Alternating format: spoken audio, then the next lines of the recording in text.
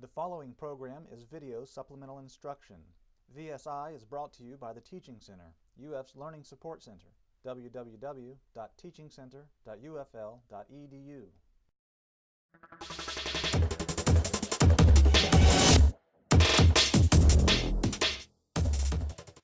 Okay, so I'm going to work through problem number 13 for the midterm exam 1, Physics 2020.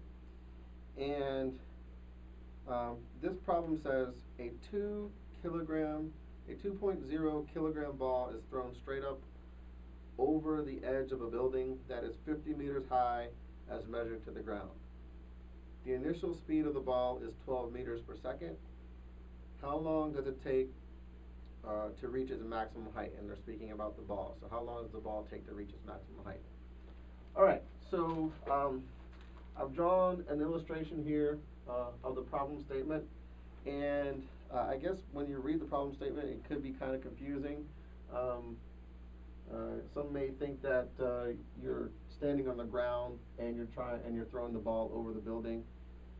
That's actually not the case. What actually is the case is that I guess someone is starting on the building, or the ball is starting on the building, and the ball is initially thrown up at a velocity at 12 meters per second, and then the ball will reach some maximum height, and then the ball will actually return back down. Okay, and so that's the kind of way, that's the basically what the problem is saying.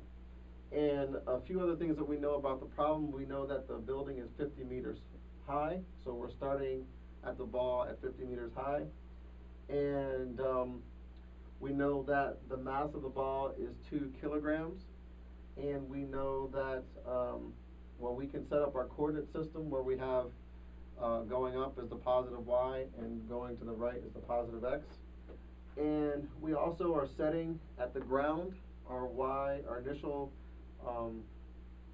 we're setting actually our initial y is going to be 50, and then we can call the ground, let's see if it returns back to the ground, that's going to be 0. Okay, and so given this information, it wants us to find how long, the time it takes to reach this maximum height. And in order to do that, this basically implies a couple things. When an object is being thrown up in the air, or a projectile is in motion, in vertical motion, and the only thing that's acting on it is gravity, we know that gravity is constant throughout the motion. And so we know that in this particular case, since gravity is acting on the object, and actually gravity is acting downward, so gravity is acting downward on the object, we know that it's acting at minus 9.8 meters per second squared, and that's actually its acceleration in the y direction. Okay, so gravity is a form of acceleration, and the minus sign in this case means that it's acting on the object to slow it down. A positive, if it was gravity acting on it, let's say that an object was actually falling down, gravity would be acting on the object to increase its velocity, so the gravity would be positive in that case. But since it's acting on the object to slow its velocity down, we say that it's negative. Okay. And let's see. So since we know that acceleration is constant, we can go to our formula sheet that was given for this particular midterm, and if we look under constant acceleration, okay, we know that acceleration, and since it has no vertical component, your acceleration in the y direction is actually just equal to your acceleration, okay, because it has no horizontal component. and we know that's equal to the change in velocity over the time, and we know the change in velocity is the final velocity minus the initial velocity over the time.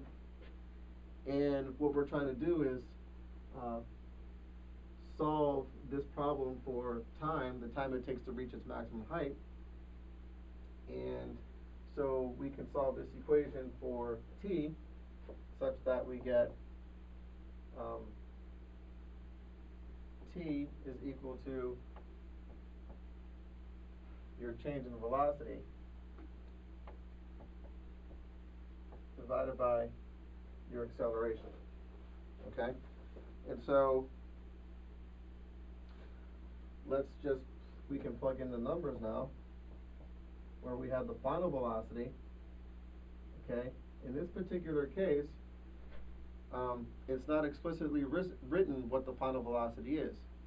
But if an object is being projected or thrown up with initial velocity, at some point it's going to reach the maximum height.